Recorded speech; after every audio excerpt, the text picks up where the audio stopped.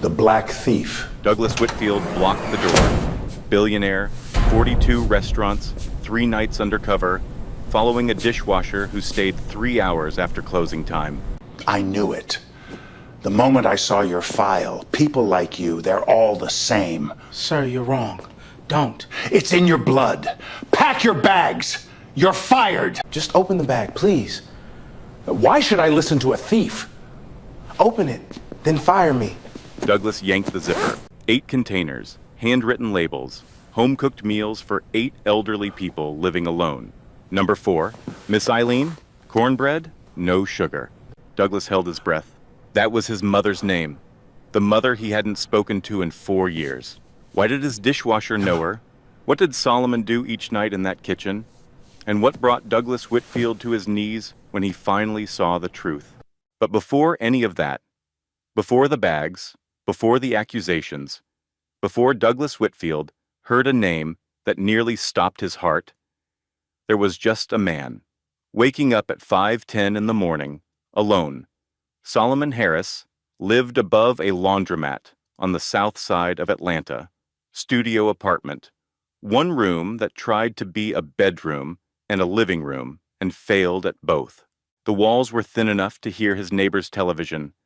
The ceiling had a water stain shaped like an open hand. It had been there before Solomon moved in. His mattress sat on the floor.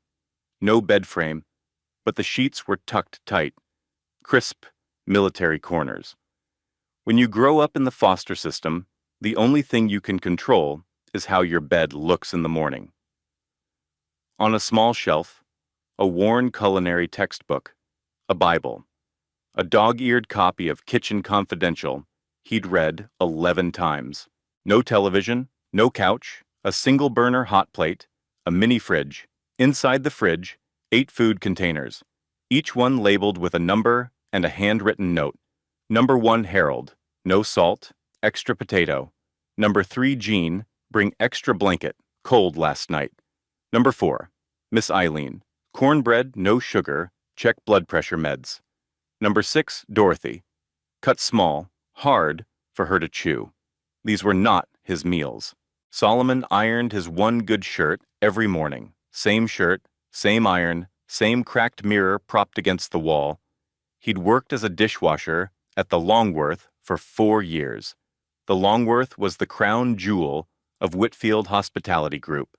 Converted textile mill, exposed brick, copper fixtures, a $220 per plate tasting menu that food critics called transcendent. Solomon had applied as a line cook. He had the skills, he had the knowledge, he had everything, except a clean background check. At 19, he'd been arrested outside a convenience store. Wrong place, wrong time, wrong skin color, charges dropped within 48 hours. But the record stayed. The hiring manager looked at his file, looked at him, and said, "We've got a spot in the dish pit." Solomon took it. No argument, not once in 4 years. He'd learned something growing up without parents. Fighting the system costs more than it pays, so he kept his head down, washed plates, stayed invisible. But every night, after everyone else went home, he became someone else entirely. He arrived at the Longworth before anyone, every morning, 6:45 sharp. Solomon entered through the loading dock, never the front door. Dishwashers don't use front doors. The only person already there was Ray Dawson, early 40s, white, face like a catcher's mitt, rough, sun-cracked, honest. Line cook, 6 years at the Longworth. The only person in the building who knew Solomon could cook. They had a ritual, unspoken, sacred.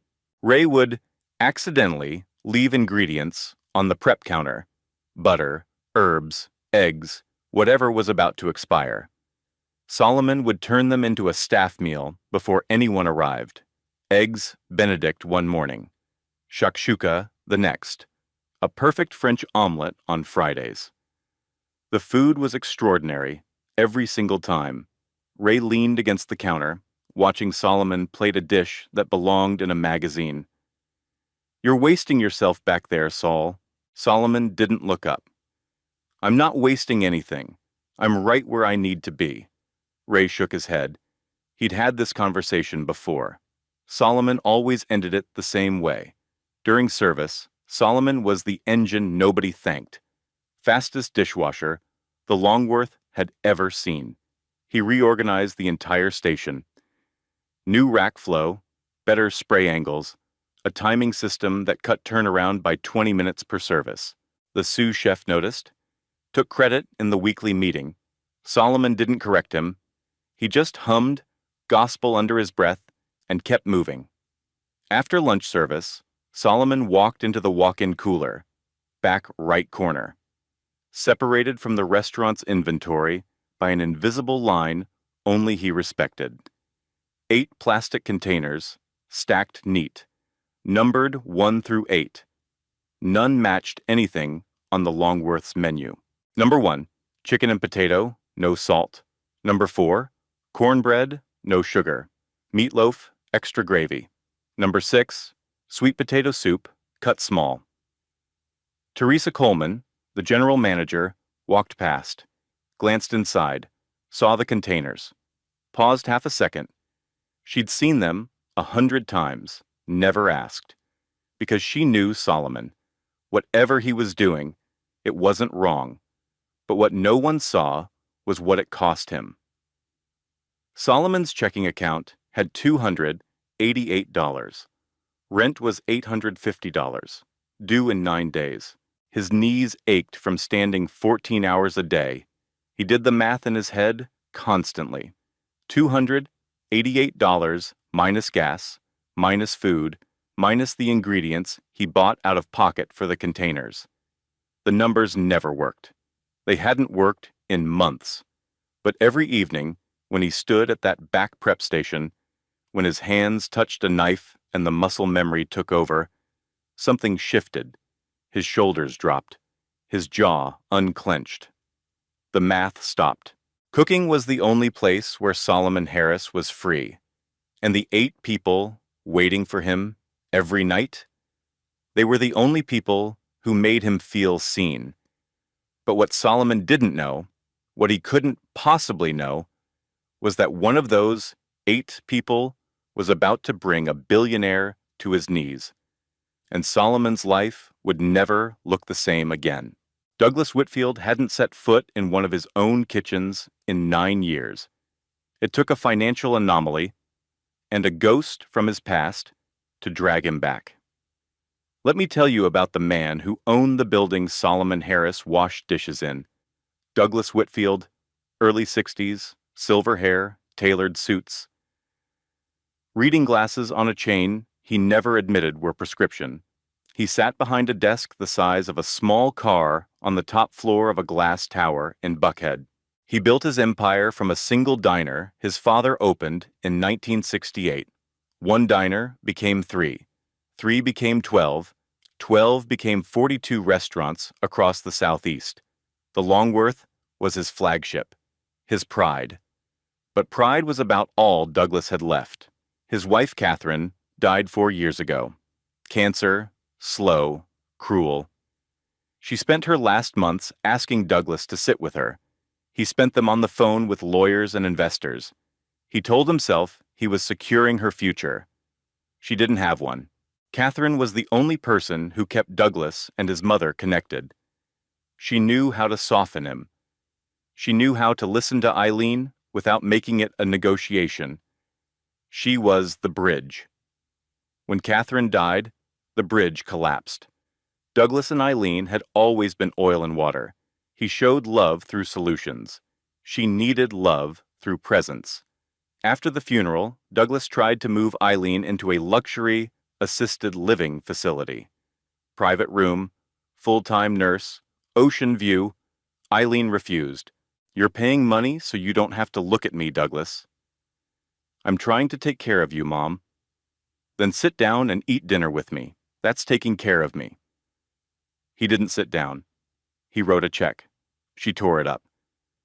The argument escalated over weeks, then months. Douglas called it stubbornness. Eileen called it abandonment. They were both wrong. They were both right. Eileen moved out of the family home and into a small ground-floor apartment in the old neighborhood where she grew up.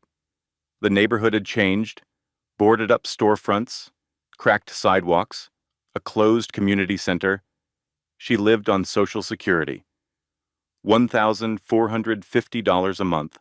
She planted flowers on the windowsill and left the porch light on every night. Douglas knew the address. He never went. 4 years. Not one visit, not one call. And then one Tuesday morning, Garrett Cole placed a folder on Douglas's desk. "Sir, we've got an anomaly at the Longworth." The numbers were subtle, not screaming, just whispering. Someone on the dishwashing staff clocked out every night at 10:15, but the security cameras showed kitchen lights on until 1 or 2 a.m., 3 to 4 nights a week. Utility costs were up. Food inventory slightly off. Not enough to flag theft outright. Just enough to notice. Douglas opened the file. One name, Solomon Harris, dishwasher, 4 years. No incidents, no complaints. Douglas's jaw tightened. "I'll handle this myself." Garrett raised an eyebrow. "Sir, get me a busboy uniform." He arrived at the Longworth the next morning as Doug Wilson. New transfer from another location, jeans, ball cap, no watch. His $40,000 Patek Philippe stayed locked in the glove compartment. His hands were too soft, his posture too straight. He looked exactly like what he was, a CEO playing dress-up. Teresa Coleman had been told a corporate trainee was coming. She didn't know it was the owner of the company. She paired him with Solomon for orientation. Solomon shook his hand at the dish station. Firm grip, direct eye contact, warm. "Welcome to the pit, man. It's loud, it's hot, and nobody's going to thank you. But you'll eat good, I promise." Douglas expected suspicion. He got kindness. The first shift was brutal. Douglas was terrible. Plates slipped. The machine jammed. Hot water burned his wrists. Solomon showed him everything. How to stack, how to spray, how to keep the rhythm, without a single flash of impatience. During a break, Solomon leaned against the wall and started talking. Casual. Easy. He mentioned his night route, didn't explain it, just dropped a name like it was nothing. "Miss Eileen told me last night she used to swing dance on the beach when she was young, 78 years old, and she still remembers every step." He laughed, warm, genuine. Douglas heard the name. His hand, holding a bus tray, stopped midair. 1 beat, 2 beats.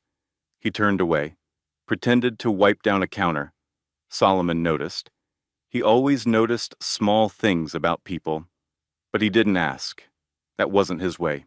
That night, Douglas sat in his SUV in the parking lot. The restaurant closed at 10 p.m. By 10:30, the last cook walked out. At 10:45, every light in the kitchen went dark. Then one flickered back on. Solomon was still inside. And Douglas Whitfield, the man who hadn't spoken to his own mother in 4 years, sat in the dark, watching, gripping the steering wheel with both hands. What was Solomon Harris doing in that kitchen every night? And why did he know a name that Douglas had been running from since his wife's funeral? What happened next wasn't dramatic. There was no soundtrack, no slow motion, just a man in a dark kitchen doing what no one asked him to do. On a night that almost took everything from him. Night 2 of Douglas's Undercover shift. Friday, the worst night of the week. 210 covers, short-staffed. The sous chef screaming at everyone within arm's reach. One dishwasher called in sick. The other machine jammed twice during the dinner rush. Plates piling up, servers shouting. The kitchen was a war zone. Solomon handled it like a metronome. Calm, steady, never raised his voice, never broke rhythm. While the rest of the kitchen cracked under pressure, Solomon kept the plates cycling, the line moving, the chaos contained. Douglas watched him from across the station. Every hour that passed, Another assumption inside him crumbled. This man was not a thief. Service ended at 10:15 p.m. Staff trickled out one by one. Ray Dawson paused at the back door, looked at Solomon, gave a small nod. Solomon nodded back, an understanding that needed no words. Ray left. The kitchen went quiet. Douglas told Teresa he forgot his jacket inside. She waved him through. He slipped into the dry storage room, cracked the door 2 inches, and waited. 10:30 p.m. Solomon was alone. And then, he changed. Not his clothes. His entire being. The quiet, invisible dishwasher disappeared. In his place stood someone who moved through the kitchen like he built it with his own hands. He opened the walk-in cooler, pulled out the 8 containers he'd prepped during lunch, set them on the back station. Then he started the real work. He grabbed what the restaurant was about to throw away. Vegetable trim, carrot tops, potato ends, celery hearts, proteins that were prepped but never plated. Bread rolls from lunch service that would hit the trash by morning. Nothing that would ever be served to a guest.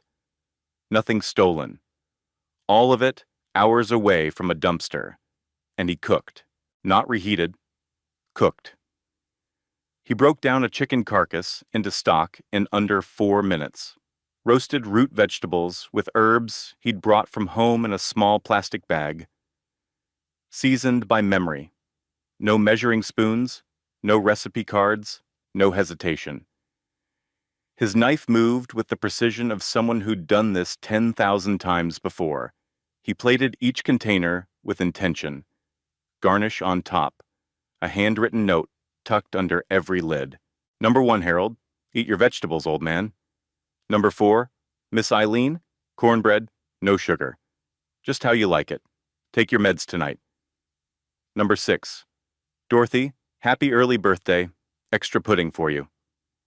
Douglas stood behind the storage room door, his chest tight, his hands white-knuckled on the door frame. This was not a dishwasher.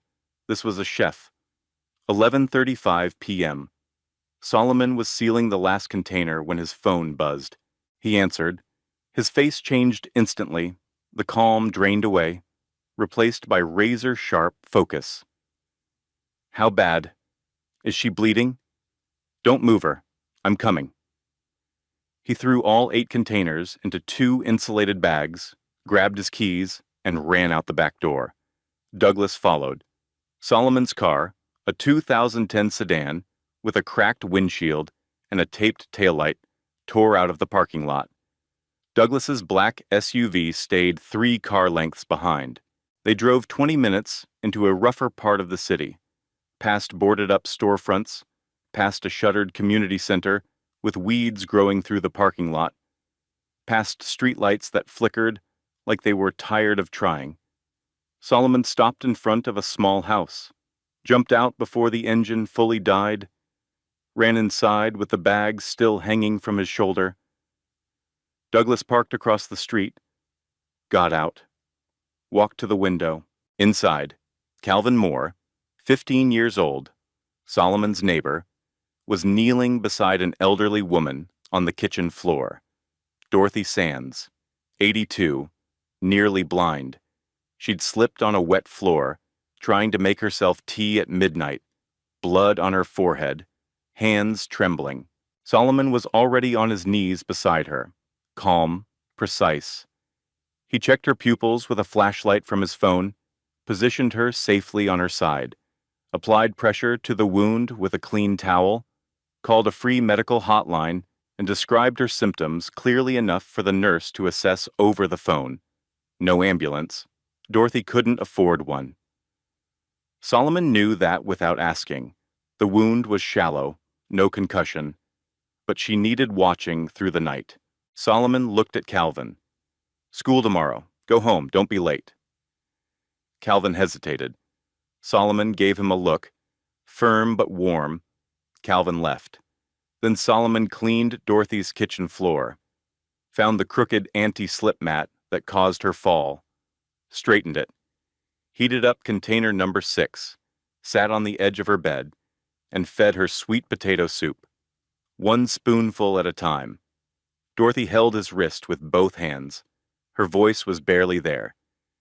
You didn't have to come, Sol. Solomon smiled. Gentle, tired. You sound just like my grandma. She used to say the exact same thing. But I had to, Miss Dorothy. I always have to. Outside the window, Douglas Whitfield watched a man with $288 in his bank account spoon-feed an 82-year-old stranger at midnight. With a patience and tenderness that no amount of money on earth could buy. 12:40 a.m. Dorothy was asleep. Solomon pulled the blanket up to her chin, checked the lock on her front door twice, left the rest of the food in her fridge for tomorrow, got back in his car, and kept going. Douglas followed. Stop after stop. House number 1, Harold Brennan, Vietnam veteran, wheelchair, rusted mobile home. Solomon knocked 3 times. Harold opened. They shook hands like old friends. Solomon checked his oxygen tank, asked about his lung results, left the food, and a firm reminder to take his evening pills. House number 3, Gene, 84, alone in a dark duplex.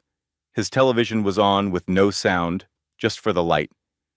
Solomon brought an extra blanket because last night was cold, sat with him 10 minutes, told a story about a customer at the restaurant who sent back a steak 4 times. Gene laughed. First time that day, maybe that week, every house. Solomon stayed. He never just dropped food and left. He checked door locks, changed dead light bulbs, reminded them about medications, asked questions only someone who truly knew them would think to ask. To him, they weren't charity cases. They were his people. 1:15 a.m., 2 stops left. House number 4, Miss Eileen, and house number 8. Solomon drove through empty streets, eyes heavy, hands gripping the wheel too tight. He was running on 4 hours of sleep from last night. He would get 3 tonight, maybe less. Douglas followed in the dark. He wasn't thinking about labor costs anymore. He wasn't thinking about stolen food or background checks or anomaly reports. He was watching a man who could barely afford gas drive across a broken city at 1 a.m. to make sure 8 forgotten people didn't go to bed hungry, didn't go to bed scared, didn't go to bed believing nobody in this world gave a damn about them. And Douglas Whitfield, billionaire, CEO, owner of 42 restaurants, couldn't stop his hands from shaking. Douglas Whitfield hadn't cried since his wife's funeral. That night, sitting in his SUV outside a house he didn't know the address of, watching a dishwasher drive away to the next stop on a route no one asked him to run. He came dangerously close. The next morning, Douglas arrived at the Longworth before Solomon. He was different, quiet, distracted. The other staff noticed Doug the busboy seemed somewhere else entirely. Solomon walked in at 6:45, right on time. Dark circles carved under his eyes. His shoulders sat a little lower than yesterday, but he smiled at Douglas the moment he saw him. "Morning, Doug. You surviving?" Douglas almost couldn't answer. He managed a nod. During a slow stretch between lunch prep and service, Douglas tried to probe, kept it casual, leaned against the counter like it was nothing. "You get home late last night, Sol?" Solomon wiped down the dish machine, didn't look up. "Had some stuff to take care of." "What kind of stuff?" Solomon paused, looked at Douglas, not with suspicion, but with the quiet assessment of a man deciding whether the question was real. Then he answered simply, "I deliver food to some older folks in the neighborhood. They live alone. Nobody cooks for them, so I do." He said it like it was the most ordinary thing in the world, like anyone in his shoes would do the same, like it didn't cost him sleep, money, and the last shreds of his body holding together. Douglas reached into his pocket. He'd prepared for this. A folded stack of bills, $500. He slid it across the stainless steel counter toward Solomon. Casual, like it was nothing. "Buy food for them, or for yourself. Call it a tip." Solomon looked at the money, then at Douglas. His expression didn't shift. Not to gratitude, not to pride, just stillness. He pushed the bills back across the counter, gently, with one finger. I appreciate that, Doug. I really do. But I'm not doing any of this for a tip. A silence stretched between them. Solomon turned back to the dish machine. Douglas stood there, money still in his hand, and for the first time in his adult life, he had absolutely no idea what to do with cash. Then it happened. As Douglas pulled his hand back, something slipped from his jacket pocket. A small rectangle of heavy paper. It hit the wet floor, face up. A business card. Not a busboy's card. Gold-embossed lettering. Douglas A. Whitfield, Chairman and CEO, Whitfield Hospitality Group. Solomon bent down and picked it up. He looked at the name, looked at the title, looked at Doug. A long beat passed. The kitchen hummed around them. Solomon's face didn't shift to anger, didn't shift to betrayal. It shifted to something quieter, understanding, like a puzzle piece clicking into place without any fanfare. He set the card on the counter, face down, said nothing, and went back to washing dishes. He didn't change his posture, didn't change his tone, didn't treat Douglas any differently for the rest of the shift. Because Solomon Harris didn't perform kindness for an audience. He did it because it was who he was, regardless of who was watching. That afternoon, Solomon sat on a plastic crate outside the loading dock. Eyes closed, leaning against the brick wall. His phone buzzed with a text from Calvin. Jean's electricity got cut off. Late on the bill. Dorothy is okay, but needs someone checking the wound every day. Harold needs a ride to his lung appointment Thursday, but has no car. Solomon read the messages, opened his notebook, wrote in neat block letters on tomorrow's page. Jean, ask the library about utility assistance programs. Harold, find a ride for Thursday. Dorothy, buy new anti-slip mat, $12 at dollar store. He closed the notebook, breathed out, said quietly to himself, voice tired but not broken, one day at a time, Sewell. One day at a time. He didn't know if he could keep carrying this alone much longer. The weight was real. The math was impossible. The system was failing every single person on his route, and the one man with the power to change all of it was standing 10 feet away, holding a mop, wearing a disguise, and carrying a secret that was about to crack wide open. That night, Douglas made a phone call that would unravel a secret he'd been burying for 4 years. And it started with a name he heard from a dishwasher's mouth. Douglas sat in his Buckhead penthouse, jacket off, tie loosened. The city skyline glowed through floor-to-ceiling windows he never bothered to look at anymore. He called Garrett Cole. I need everything on Solomon Harris, full file, employment history, personal background, all of it. Garrett paused. Sir, is this still about the labor anomaly?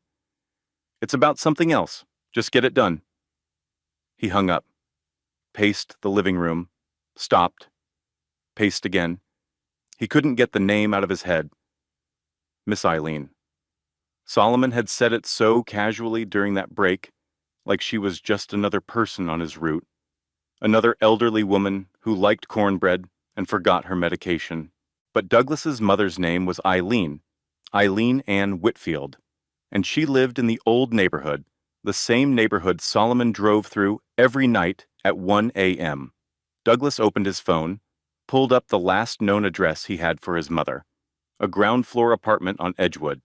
He'd saved it 2 years ago when his lawyer sent a wellness check update. He never visited. Then he opened the dashcam footage from his SUV. He'd turned it on the night he followed Solomon. He scrubbed through the video.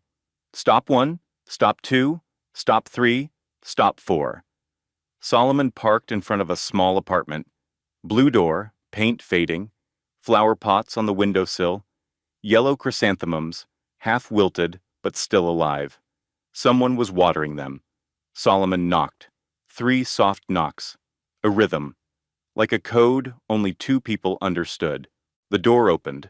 Warm yellow light spilled out. A small figure stood in the doorway. Silver hair, thin frame, cardigan sweater. Douglas couldn't see her face clearly on the dashcam, but he saw the gesture. She reached up and placed her hand on Solomon's cheek. A slow, tender motion. Then she leaned forward slightly and smiled. Douglas stopped breathing. His mother used to do that exact thing. Every time he came home from school, every time he walked through the front door, hand on cheek, lean forward, smile.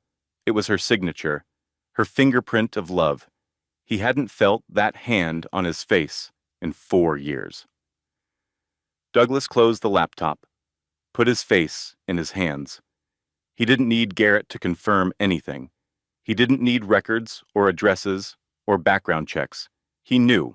Miss Eileen, house number 4, cornbread no sugar, forgets her blood pressure meds, likes to tell stories about swing dancing on the beach, was his mother, and a dishwasher making $13.50 an hour had been taking care of her every single night, while her own son, the billionaire, hadn't even picked up the phone. The next morning, Douglas Whitfield walked into the Longworth kitchen, not as Doug the busboy, not as the CEO, but as a son who just discovered his mother was being kept alive by the last person on earth he ever expected. He wore his real clothes, pressed shirt, no ball cap, no apron. His posture was different, not the stiff confidence of a billionaire, but the unsteady walk of a man carrying something that had broken open inside him overnight. Teresa Coleman saw him come through the front door and nearly dropped her clipboard. "Mr. Whitfield?" Her face cycled through 3 emotions in 2 seconds: confusion, embarrassment, fear. Douglas raised a hand. "Teresa, sit down. You're not in trouble. Nobody is." He told her briefly who he was, that he'd been undercover for 3 days, and that he needed to speak with Solomon Harris, privately. Teresa's expression shifted when she heard Solomon's name. Her jaw tightened, not with fear, with protection. "Whatever you think he did wrong," she said quietly, "he didn't." Douglas met her eyes. "I know." Teresa brought Solomon to the private dining room, the one with the chandelier, the one where guests paid $220 a plate and left reviews calling the experience life-changing. Solomon walked in still wearing his dishwashing apron. Hands still damp, he stopped 2 steps inside the door. Douglas sat at the head of the table. No ball cap, no fake name tag. The business card Solomon had found yesterday was propped on the table between them, face up. Douglas spoke first. "You already knew, didn't you?" Solomon looked at the card, then at Douglas. "I had a feeling. Didn't change anything." "Sit down, Solomon." Solomon hesitated. He had never sat in this room. This room wasn't built for people like him. Every surface, every piece of crystal, every thread in the tablecloth was designed for a world that had never once invited him in. He sat down anyway. Douglas folded his hands on the table. His voice was steady, but barely. "I followed you, Solomon. 3 nights. I watched you stay 3 hours after close. I saw you cook in that kitchen with food we were going to throw away. I saw you drive across the city at 1 a.m. I saw you clean Dorothy's floor. I saw you check Harold's oxygen. I saw you sit with Gene in the dark, just so he wouldn't be alone." Solomon's face tightened. He was bracing. He thought he knew what was coming. Termination, using restaurant resources without permission. 4 years of invisible loyalty about to be erased in 1 sentence. Douglas didn't say what Solomon expected. "I'm not here to fire you." His voice cracked on the last word. He swallowed, tried again. "I'm here because of house number 4. Solomon went still. Douglas pulled out his phone, opened the dashcam screenshot from 2 nights ago. The blue door, the flower pots. The small figure in the doorway, with silver hair and a cardigan. He slid the phone across the table. "Miss Eileen," Douglas said. His voice was barely above a whisper now. "Her full name is Eileen Ann Whitfield." He looked at Solomon with eyes that were red and wet and completely unguarded. "She's my mother." The room went silent. Not quiet. Silent. The kind of silence that swallows everything. Solomon stared at the photo. Then at Douglas. His eyes widened, not because of the money, not because of the power, because he recognized the pain. He had seen that same pain in Eileen's eyes every single night, when she told stories about the past and then suddenly stopped talking, when she laughed and then went quiet for too long, when she once asked him, softly, sitting at her kitchen table at 1:30 in the morning, "Do you think a person can be angry at someone and love them at the same time, Sewell?" Now Solomon understood who she was talking about. He spoke quietly. "She mentions you, never says your name, but I always knew she was talking about someone. She told me once, 'My son built an empire, but never learned how to sit down.'" Douglas put his forehead on the table, and he broke. The CEO of a billion-dollar restaurant empire. The man whose signature could close a deal or end a career. He wept in front of a dishwasher in his own private dining room. And he didn't care. Solomon didn't speak. He didn't touch Douglas's shoulder. He didn't offer comfort. He just sat there, present, still. The way he sat with Dorothy when she cried. The way he sat with Jean in the dark. The way he sat with Eileen every night. Not trying to fix anything, just refusing to leave.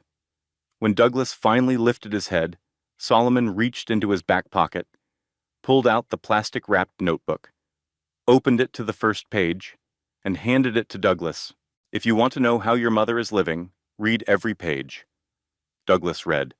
3 years of entries, every night documented, every stop recorded. But the entries about Eileen, house number 4, were the most detailed of all. Number 4, Miss Eileen, she told me about swing dancing on the beach with her husband tonight. Her eyes lit up, then she went quiet for a long time. I didn't ask why. Number 4, Miss Eileen, forgot her blood pressure meds 3 days in a row. Left them on the nightstand with a note. She said I worry like a daughter. I told her I'll take that as a compliment. Number 4, Miss Eileen, she cried tonight. Didn't say why. I sat with her until she stopped. Sometimes people don't need words. They just need someone who won't leave. Douglas read that last line and couldn't breathe. Someone who won't leave. Because he did leave 4 years ago. He chose pride over presence. He chose writing checks over sitting down. He walked away from his own mother, and a stranger making $13.50 an hour stayed. Douglas closed the notebook, looked at Solomon. "Thank you for taking care of my mother." Solomon shook his head. "I didn't take care of her. I just brought food and sat down. The real caring, that's your job. She's been waiting for you, Douglas. 4 years now." Douglas Whitfield didn't become a billionaire by making emotional decisions. But what he did next wasn't business.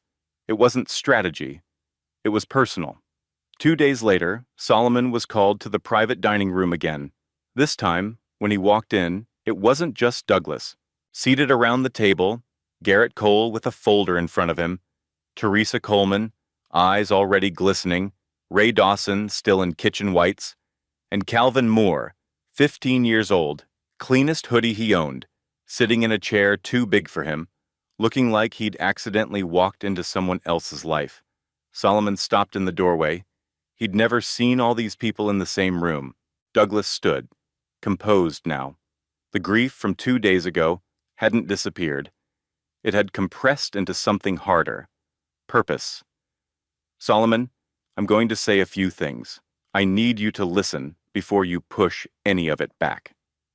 Solomon stood with his arms at his sides, still in his apron, and waited. First, Whitfield Hospitality Group is offering you a full culinary scholarship to the Atlanta Culinary Institute. Tuition, books, housing, all covered, classes in the morning, apprentice sous chef at the Longworth during evening service. 18 months. Solomon blinked, didn't move. Second, we're establishing a nonprofit called the Odessa Harris Foundation. Solomon's breath caught. Douglas continued. Named after your grandmother, the woman who raised you from 4 years old until she passed when you were 15. The woman who taught you every recipe you cook on that route. The cornbread, the meatloaf, the sweet potato soup. He paused. Let it land. The foundation will fund your night route officially. Delivery van, refrigeration, volunteers, medical check-ins for elderly residents living alone. You'll be executive director. Goal, 8 people to 50 within the first year. Solomon's jaw tightened. His eyes locked on the table. Third, everyone on your route, Harold, Jean, Dorothy, all 8, will have medical costs, prescriptions, and home repairs covered by the Catherine Whitfield Foundation. Douglas's voice softened on his wife's name. It's been inactive since Catherine died. I'm reopening it for elder care. Harold gets his lung treatments. Dorothy gets weekly health visits. Jean never loses electricity again. The room was still. Calvin stared at Solomon with wide eyes. Ray had his hand over his mouth. Teresa gripped the table edge until her knuckles went white. Fourth, Douglas stopped. The CEO disappeared. Only the son remained.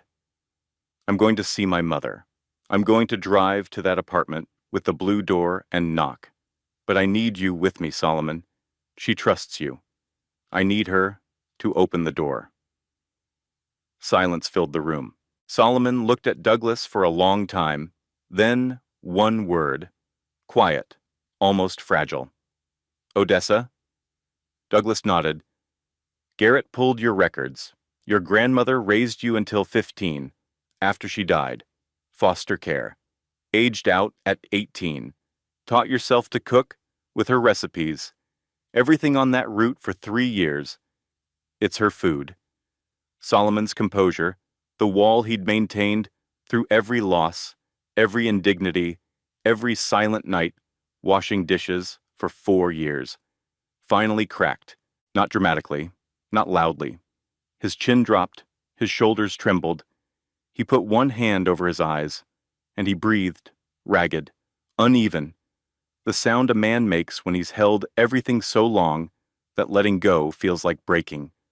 Ray stood, walked across the room, put his hand on Solomon's shoulder, said nothing, just stood there. After a long moment, Solomon lowered his hand, eyes red, voice rough. I don't want to be a charity case. You're not. You're the most qualified person in this building. You've proved it every night in a kitchen nobody was watching. This isn't charity, Solomon. This is the job you should have had 4 years ago. Solomon nodded, once, slowly. Okay. That afternoon, they drove to the old neighborhood, Solomon's sedan, Douglas in the passenger seat, first time in his life, sitting in someone else's car. The sedan rattled over potholes. Douglas didn't complain. They stopped in front of the apartment. Blue door, faded paint, yellow chrysanthemums on the windowsill, half wilted but still reaching for light. Solomon stepped out. Douglas didn't move, hands gripping his knees. Solomon leaned to the window. You don't need to say anything perfect. You just need to walk in. Douglas stepped out. They stood at the door. Solomon knocked. 3 soft knocks. Same rhythm as every night. The door opened. Eileen Whitfield, small, silver-haired, bright eyes, cardigan with a missing button. She saw Solomon first. Smiled. Soul, you're early tonight. Then she saw Douglas. The smile disappeared, not from anger, from shock, from 4 years of silence crashing into one doorway. Douglas stood there, eyes red, voice barely a whisper. Mom, I'm sorry. I should have come a long time ago. Eileen looked at her son, then at Solomon. She understood, with the instinct only a mother carries, that this man had somehow brought her boy home. She didn't ask how. She stepped aside, opened the door wide. "Come in, Douglas. Dinner's warm." She hadn't cooked. There was nothing on the stove. But that's what mothers say. Every language, every home, it means one thing only. You're allowed to come back. Solomon stepped away, gave them space. Douglas crossed the threshold. Eileen took her son's hand and held on.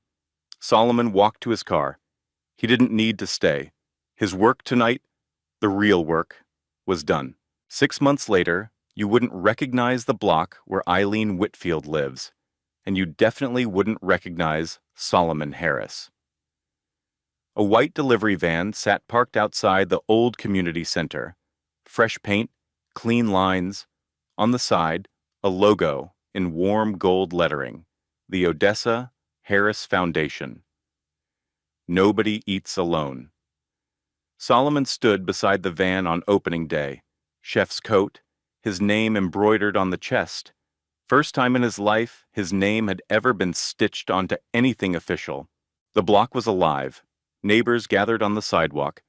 Harold Brennan sat in his wheelchair in the front row, clapping with both hands. Dorothy Sands stood beside him, new glasses, bandage gone, holding Calvin Moore's arm for balance. Jean was there too. New jacket, standing in the sun, smiling. The local news crew set up a camera. The anchor described the story as a nonprofit born from one man's refusal to let food or people go to waste. The segment aired that evening. Within a week, it had 1.8 million views. The night route expanded from 8 people to 35 in the first 3 months. 12 volunteers signed up. Restaurant workers from across the Whitfield chain, plus medical students from the local university doing free health screenings every other week. Solomon still cooked every meal himself. Same recipes. Nana Dessa's recipes. He said he'd hand them off eventually, but not yet. At the Atlanta Culinary Institute, Solomon was the oldest student in his class by more than a decade. He was also the best. His instructors noted his technique was already professional grade. What he needed wasn't training. It was the credential the world required before it would take him seriously. At the Longworth, Solomon now worked the line as an apprentice sous chef. Same kitchen where he'd washed dishes for 4 years. The sous chef, who once took credit for his ideas, now took direction from him during prep. There was no confrontation, no dramatic speech. Solomon simply did the work. The hierarchy adjusted itself.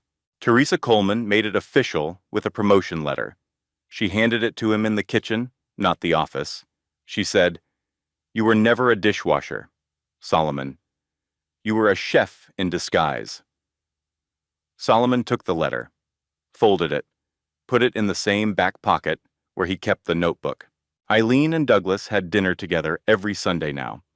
Not at his penthouse in Buckhead, at her apartment, the one with the blue door and the chrysanthemums.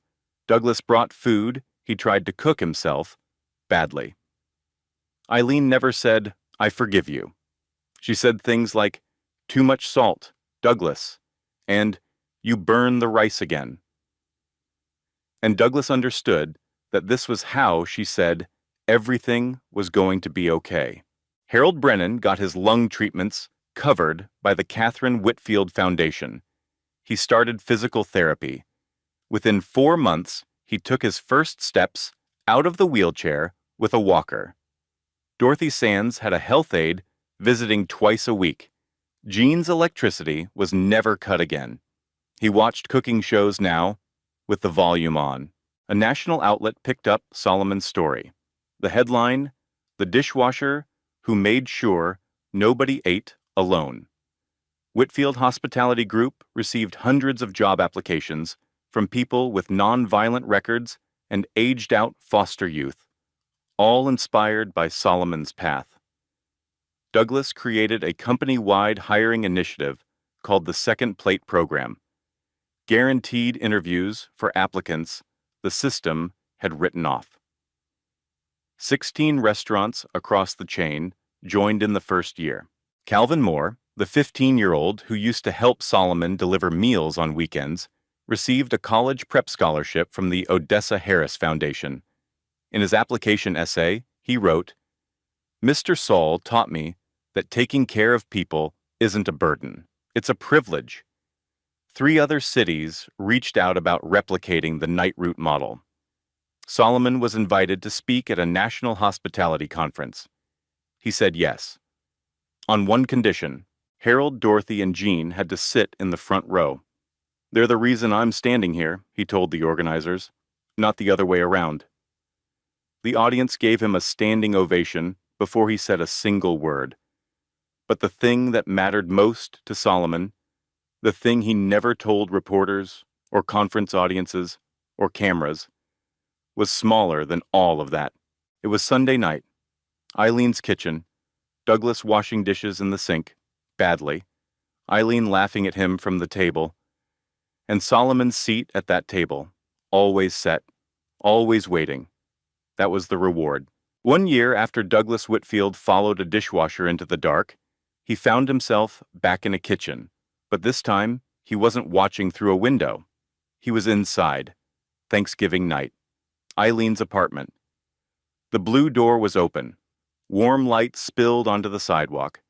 The table stretched from the kitchen into the living room. Too many chairs. Not enough matching plates. Perfect. Eileen sat at the head, wearing her cardigan with the missing button she still refused to replace. Douglas beside her, no suit, just a flannel shirt. Ray Dawson. Teresa Coleman. Calvin Moore. 16 now, helping carry dishes. Harold Brennan, wheelchair pulled close, telling a Vietnam story nobody interrupted. Dorothy Sands, new glasses, reading a cranberry jar label out loud because she finally could. Jean, sitting quietly, smiling. Television at home turned off for the first time in years because tonight he had something better than background noise. Solomon stood in Eileen's tiny kitchen, one gas burner, one oven that ran 15 degrees hot. Tonight's menu: every recipe from Nana Dessa's collection. Cornbread without sugar for Eileen, potatoes without salt for Harold, extra pudding for Dorothy. Douglas stood up from the table, rolled his sleeves, walked into the kitchen. "Where do you need me?" Solomon looked at him, slow smile. "You know how to wash dishes?" Douglas was terrible. Soap everywhere, water on the floor. But he stayed at that sink for an hour. The billionaire CEO of 42 restaurants washing dishes in his mother's kitchen because a dishwasher taught him what none of his restaurants ever could. Eileen watched from the table. She leaned toward Harold and whispered, "You see my son doing dishes? Worse than when he was 5. The whole table laughed. After midnight, everyone gone. Solomon sat alone on the front porch, streetlight buzzing overhead. He opened the notebook, fuller now, cracked spine, pages warped from steam and time, turned to a blank page, wrote today's date, neat block letters, Thanksgiving, table full, bellies full, small house but enough room. Miss Eileen held Douglas's hand the whole meal. Nobody talked about the 4 years. Didn't need to. Cornbread came out the best I've ever made. Nana Dessa would have said, "Not bad," and I would have smiled. He closed the notebook, tucked it in his back pocket, drove home. The studio was still small, but now there was a new bookshelf, a professional knife set, and on the fridge, a photograph. Solomon, Eileen, and Douglas, sitting around the table in the Blue Door apartment. First Thanksgiving together. Nobody was posing, nobody looking at the camera. They were just eating. That was enough. That's the story. No superheroes, no lottery tickets, just a man, a kitchen, and the decision to keep showing up, even when nobody was counting. If it did, drop a comment and tell me. Who's the Solomon in your life? Like this video. Share it with someone who needs to hear it tonight. And subscribe so these stories keep getting told. You know who the best people are? Not the ones who have when everyone's watching, not the ones who donate on the camera, not the ones who post it about online. The best people are the ones who are doing good at 1 a.m. When nobody sees, when nobody knows, when there's no applause, no thank you, no reward. Just them, alone, doing the right thing because they can't not do it.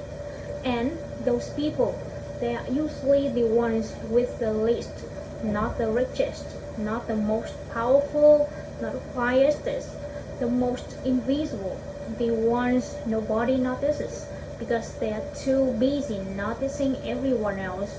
So look around you. There's someone in your life right now doing things nobody sees, cooking, cleaning, checking in, showing up every day without complaining, without asking for credit. And you probably haven't thanked them. You probably haven't been noticed them today before it's too late. Because those people don't last forever. And when they are gone, that's when you feel how much they carry. Like, share, and subscribe. Real stories, real justice, every week. And remember, the people who do the most usually say the least. Pay attention. They are right in front of you.